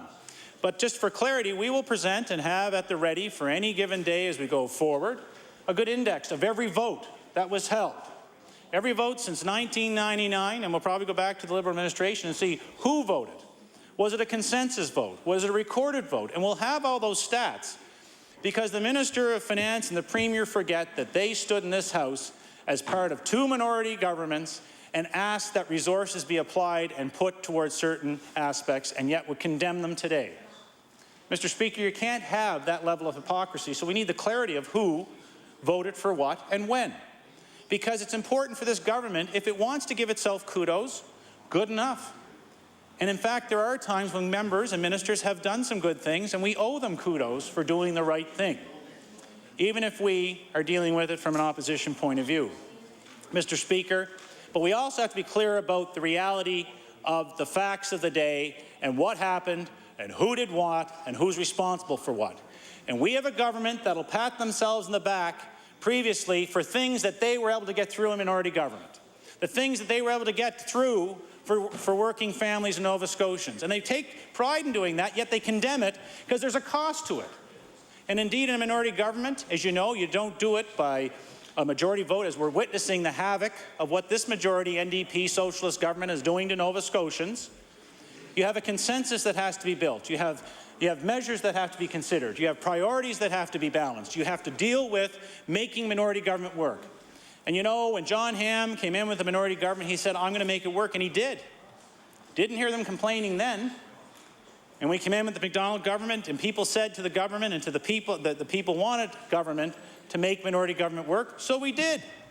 And all of a sudden, the government gets elected themselves, and that's no longer any good. Well, they forget their own record. They forget their own back-patting that they've continually liked to do. And the Minister of Finance and the Premier do this constantly. The Minister of Economic Development would like to try, but has no strategy and no numbers. It's just all downward trends. And that's why, you know, failing to represent, taking well in excess of a year to deal with things like the railway in Cape Breton. We finally got some clarity. Short-term clarity, but I guess it's clarity nonetheless, because there is no investment strategy or plan that the government can bring forward. There is nothing more that we can see that will build on this. And you know, as I say, Mr. Speaker, as we go forward, we're going to be looking at the clarity of what the government committed, what they said in opposition, and we're going to start charting it for their own benefit, but most importantly for the benefit of Nova Scotians who voted thinking they would honour their commitments, finding out they're doing otherwise, and are going to hope that the smoke and mirrors of the day and that things may recover enough that people will forget. Well, Nova Scotians aren't forgetting. And there ain't no amount of spin doctoring that Dan O'Connor can do over on the 7th floor going to get them out of that trouble. There's nothing, Mr. Speaker, that all of their communicators are going to be able to do, because they've heard from the real communicators, and they're the voters, who will communicate whenever the next general election is held. And they'll communicate through their democratic right to vote. And I believe they'll vote for real change, change that will support real working families, change that will ensure that the long-term viability and interest of this province, not the short-term political interest of a political brand that managed to talk their way into office, and now they're struggling to find a way out. Because the other thing, Mr. Speaker, if they truly were committed, as they go in now and tell people that they want fiscal restraint, they could have demonstrated that in the balanced budget and produced it and helped with better outcomes, lower borrowing rates, better credit ratings, all the things that would have been achieved had they followed the conservative, progressive conservative plan that was set forward. The minister doesn't talk about that. They want to cherry pick what commitments were truly commitments, as does the Premier. And Mr. Speaker, we're going to see and find out in this province that as our leader, when he takes his rightful place in this House, as I know the Liberals in their own way are going to try to assert their brand, and we will go out there and we'll be talking to Nova Scotians. And we'll be talking to Nova Scotians who are talking to the government members as well. And I can tell you, maybe the front bench gets occupied. I can tell you the government, private members know what people are saying about their front bench. And I know there's people on the front bench that think they may be trying to do the right thing, but the outcome and the impact is much different than what they even think. It is devastating. And it's doomed because the people have already spoken. The Liberals are doing their seat count in the next election. I know they are. Conservatives are doing our seat count. I know we are. And people are looking at it, and the government members are saying, which ones are we going to lose? Who can we hold on to? What's going to happen? Will a convention centre be built? Will the member not walk away from Halifax-Chebucto? Will we find peace in our time in the NDP ranks? And if the members of the government could stop talking to the public about their concerns and their woes, maybe we wouldn't have as much ammunition. But they themselves are articulating what is wrong with their own political brand and the faults and flaws of their own front bench, and ministers themselves are musing publicly to others about the challenges they face. That is the reality of what the NDP are now facing. So we are coming into what the government thinks will be a short session, but I think when we come back after our Christmas break and go into February or so, and then the government takes a break to bring in a budget, we'll see the real impact of what the modeling that's going on right now. Because the message, as you know, that they're sending to school boards is cut. They're coming. That's why Holy Angels is just a forerunner of things to come. We have, you know, the Dr. Ross report, which is really try and get me any way that we don't have to honor our commitment we made and find some way for us to go forward and basically cut and slash and at least try to put the lid on things because we don't have a real plan. And that's what the Minister of Health, as I call him, Agent Orange, was sent out there to do, to give her an excuse so that she could implement an agenda that was never sincere, but a promise that sounded good at election time, and people believed that promise. Mr. Speaker, when I went door to door, and I know in Cape Breton, and I went down on Crescent Street Seniors, there was a lady there that kept every single closure notice, and she was upset because she had cancer to deal with. And she was concerned about getting to the local hospital because she was in public housing. And how do I get to the regional hospital? Afraid of even calling an ambulance. But she believed what the Premier, what the now Minister of Health said. She believed them. And she was upset, and you know what? She had every right to be upset. Because these members of the government were critical of the challenge of the day, and they are just that, a reality. And they are a challenge of the day, and that challenge, much to their promise and their smoke and mirrors, has not gone away. It's getting further compounded. And that senior citizen has been let down significantly. She and some of her neighbors thought the things that they were going to promise were going to bear and come to fruition. And they would be able to bear a benefit that would come to them and the other people around them. It's now cold comfort, because that is not the case. That is not the reality that they face. And that's the reality of going door to door and talking to people. That's about saying what you'll do and do what you said you would do. And it'd be even better if the government would just come clean with Nova Scotians and said, you know, we said one thing, but we can't. And here's why we can't. But they can't even do that. They just blame a previous government. They'll go back as far as they have to in the history books as long as they keep blaming. But they won't take responsibility. And because they haven't taken responsibility, we're about to go into a third budget cycle. And this is going to be the most telling budget cycle, because it is going to set the path forward upon which, before long, a next general election will be called. And people are going to look at these trends, they're going to look at the sustainability, and they're going to look, and more importantly, Mr. Speaker, they're looking to alternatives, and we see that now more than ever. We hear that more in the by-elections that have been called. We understand, Mr. Speaker, that this government, while tearing apart this institution, is tearing apart the fabric of Nova Scotian life. And that is truly, truly something I regret. I thought we would honor this institution, but if you can't honor this institution, why would you ever honor a promise or a commitment? And that is the reality, and Nova Scotians are seeing it. And I'm only hoping that the members of this House might want to restore some integrity to this institution, and in so doing, restore some integrity to the government and its supposed agenda, because it only has a couple more budget cycles upon which they will be judged on. And those budget cycles, as they're already doing, is fear-mongering people. They're sending numbers.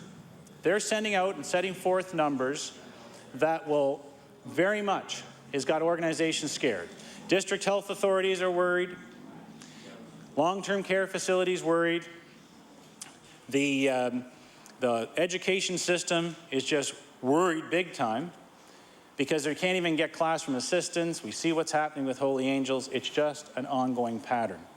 And you know, the government doesn't even recognize the infrastructure that's needed to have the type of integrity that would actually say that their agenda had some merit and some worth to be judged against another day. But Mr. Speaker, I know that according to the note that was given to me, that the time is coming forward. I was asked at 5:55 to wrap up, so I can go another minute, or I can adjourn debate at this time. I'm willing to adjourn debate. The honourable member for Cape Breton North wants to adjourn debate. Agreed?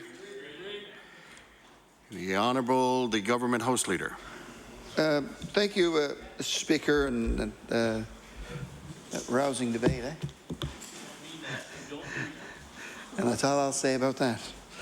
Mr. Speaker, I asked you to now rise and for the House to meet tomorrow at the hours of 9 a.m. to 12 noon, when after regular business, we will be calling Bill 72, the Police Act, and time permitting, we will also be returning to address and reply to the speech from the throne. I ask you that we do now rise. The motion before the House is that we now rise and meet again tomorrow morning from the hours from 9 a.m. to 12 noon. Are you ready for the question? All those in favour? Aye. Motion's carried. We are now at the hour of interruption. The late debate was drawn earlier. Therefore, be it resolved that this NDP government commit to completing the 4th year of the Boots on the Street program so that police agencies across Nova Scotia can have the resources they require to combat a constant threat to public safety. The Honourable, the member for Cape Breton North. Yes, thank you very much again, Mr. Speaker, and I'm pleased to rise in my place to speak to the Boots on the Street program, its importance, its significance, and why this government should not be turning its back on the law enforcement community and those who support it, and municipalities across this province. We set on a very positive, progressive agenda of implementing 250 new policing positions, and as a result of that, we saw in 2007 80 positions, officers that were put across the province. In 2008, 70 more, and in 2009, there were 33 more officers implemented at that time or committed to. and as a result of that would provide us with 183, leaving 67 in 2010.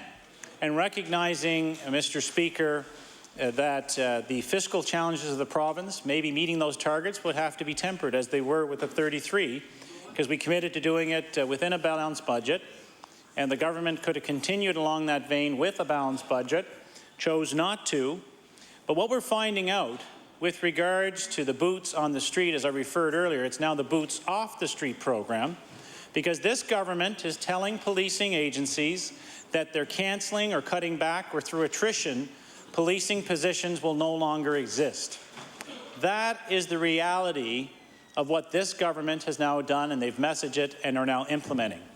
So if anyone wants to get up, and whoever's speaking for the government side wants to talk about the positive things, they also have to put the 250 policing position in context with recognizing that that law enforcement was dealing with pressures that would come on the system, that should have seen a new justice centre in terms of correctional facility in Spring Hill, as well as Antigonish, that actually would have been completing construction at this time and providing capacity. But we know the government played politics with communities and public safety, and we're willing to cancel that commitment, cancel it as infrastructure stimulus, cancel it against a law and order agenda that Nova Scotians embraced fully and support and endorse. And now we're going to the law enforcement community, and they are saying we're cutting back your positions. Yet, today we had a bill introduced that has a budget number associated with it, $800,000. And it's and I support the bill.